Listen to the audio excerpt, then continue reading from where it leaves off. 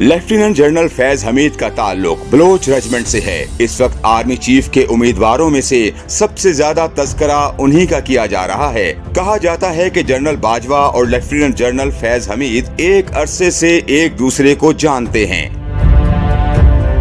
General Qamar Javed Bajwa की बतौर army chief तकर्रुरी के वक्त lieutenant general Faiz Hameed major general थे और वो पन्नो आखिल सिंध में एक इन्फेंट्री डिवीजन की कमान कर रहे थे। आर्मी चीफ बनने के कुछ अरसे बाद ही जनरल बाजवा ने उन्हें ISI में डायरेक्टर जनरल काउंटर इंटेलिजेंस लगाया, जहां वो दाखिली सलामती के साथ सियासी मामलात के भी जिम्मेदार थे। लेफ्टिनेंट जनरल बनने के बाद उन्हें अप्रैल 2019 में GHQ में एडजुटेंट जनरल तैनात कर दिया गया। लेफ्टिनेंट जनरल फैज हमीद को 2 माह बाद ही हैरत अंगेज तौर पर DG ISI तैनात कर दिया गया।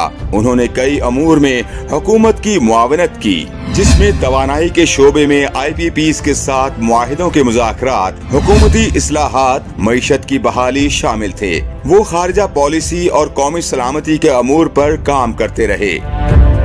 बतौर DG ISI अपने आखिरी दौर में वो आर्मी चीफ और इमरान खान के तनाज़े में तवज्जो का मरकज बने।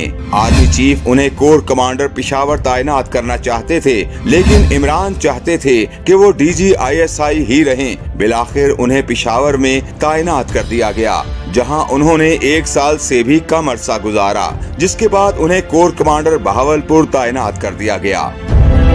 कुछ सियासी पंडितों के ख्याल में ये बहुत मुश्किल है कि मुस्लिम लीग नून की क़यादत उन्हें आर्मी चीफ के लिए मुंतखब करे, क्योंकि वो गुज़श्ता हुकूमत के दौर में बतौर DG ISI खबरों की जीनत बने रहे।